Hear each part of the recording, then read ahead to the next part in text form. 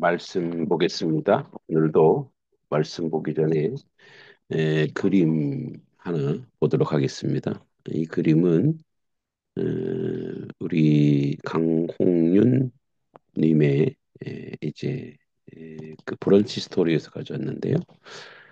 오늘 주제가 바로 예수님의 겟세마네 기도라서 그림을 가져왔습니다. 어, 그림을 보면 이제 제자들은 자고 있고 예수님 겟세마네 동산에서 기도하고 있고 여기 멀리 예루살렘 성인가요? 도성이 보이고 천사들이 보이죠. 이 작품은 15세기 르네상스 시대 북부 이탈리아 이제 그 파도바 회파의 천재 화가 만테냐의 작품이라고 합니다. 종교화 중 가장 손꼽히는 걸작인데 이 작품은 만테나가 만토 비공의 궁전 화가가 된 1456년 이후에 제작된 것으로 이렇게 보인다고 합니다.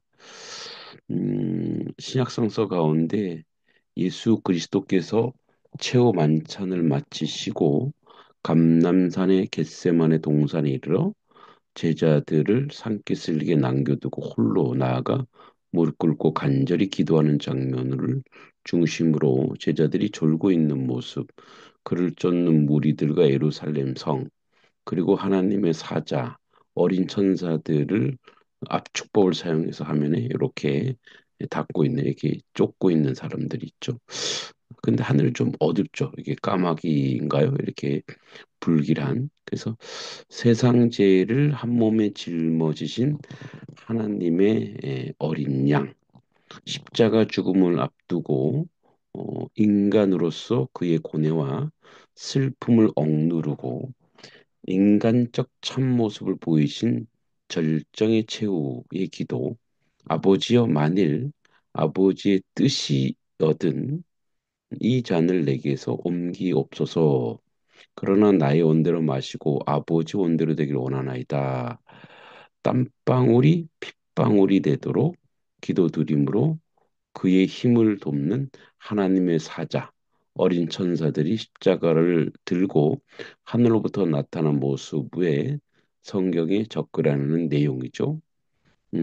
이를 우러러 바라보는 기도하는 예수님, 그리고 맑은 밝은 표정에서 하나님의 뜻을 이루는 순간을 느끼게 합니다.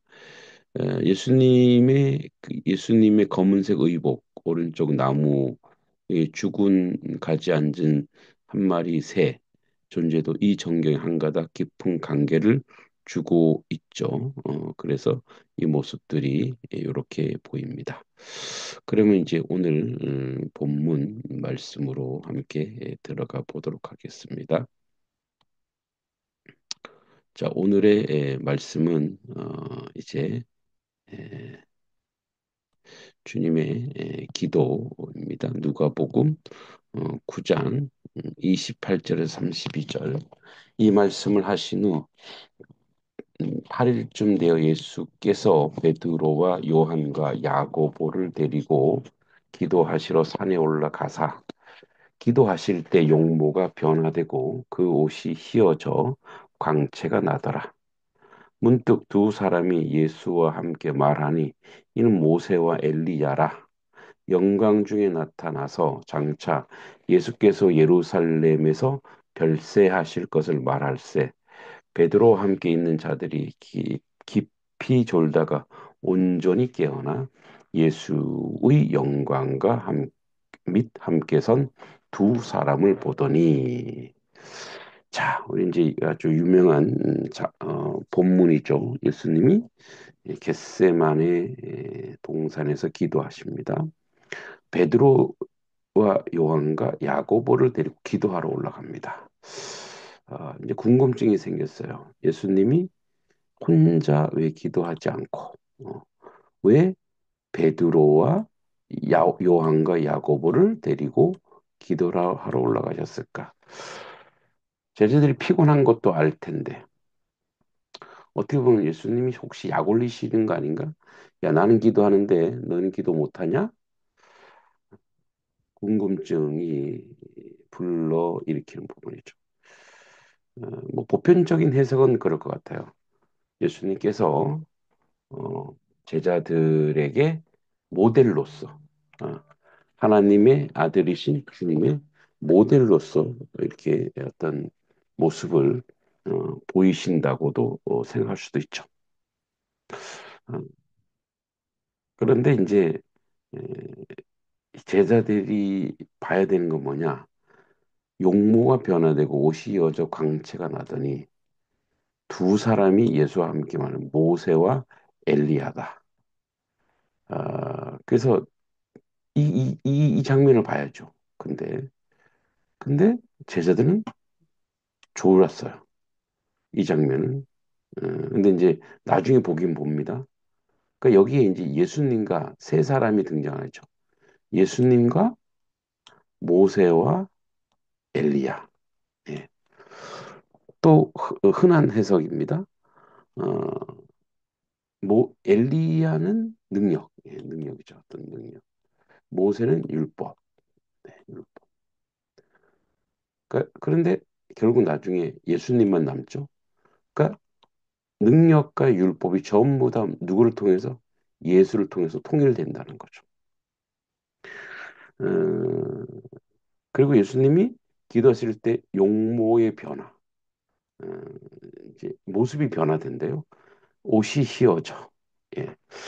우리도 마찬가지입니다. 우리도 자세히 보면 기도할 때, 뭐 설교자는 설교할 때, 찬양할 때, 그러니까 우리가 의도한 표정이 안 나오죠. 찬양할 때 굉장히 좀 다른 표정이 나오죠. 또 남을 칭찬할 때도 굉장히 다른 표정이 나옵니다. 욕하고 분노할 때 완전히 다르죠. 그러니까 우리도 늘 용모가 변화됩니다. 그래서 그 옷까지 광채가 나는 실제 예수님 이렇게 되었지만 우리 또한 마찬가지라는 거죠. 그리고 이제 영광 중에 나타나서 장차 예수께서 예루살렘을 별세할 것을 자 근데 죽음을 선포해요. 십자가 죽음을 선포하는 거예요. 이 좋은 날, 이 좋은 시간에 모세 엘리야가 왔는데 예수님이 죽어 이렇게 얘기합니다. 예. 이 죽음이 바로 뭐냐? 예수님의 사역 중에 가장 위대하고 거룩하고 아름다운 사역이라는 거죠. 그러니까 예수님이 이 죽음을 준비하는 거예요. 이 죽음은 어떤 죽음인데 결국 부활, 부활로 연결되고 결국 인류가 구원하는 구원의 그 역사가 이 안에 있기 때문에 그렇습니다. 구원의 역사. 그러니까 베드로, 요한, 야고보에게 예수님이 이제 곧 죽는다는 것을 말해주고 싶어요. 근데 그게 진짜 죽는 것이 아니다.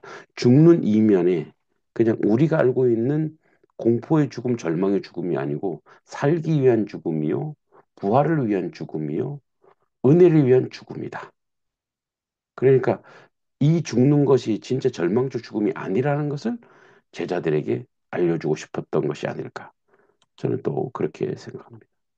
그래서 예수님께서 이제 이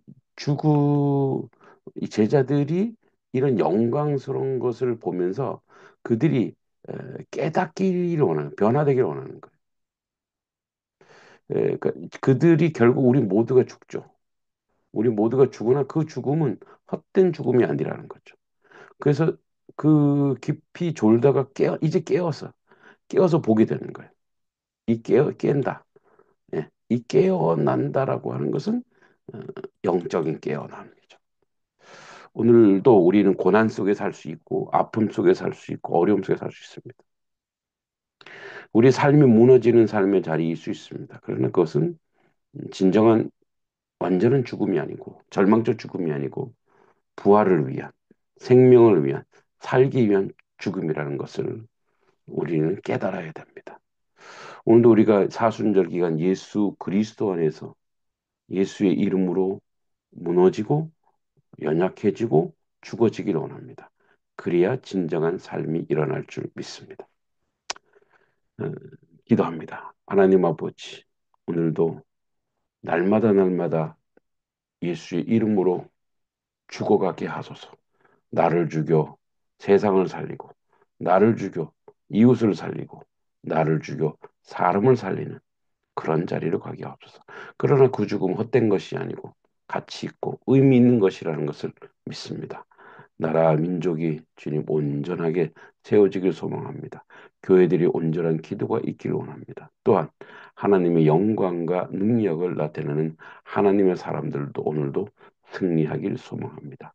모든 것 주님께 의탁하고 예수님의 이름으로 간절히 기도합니다. 아멘.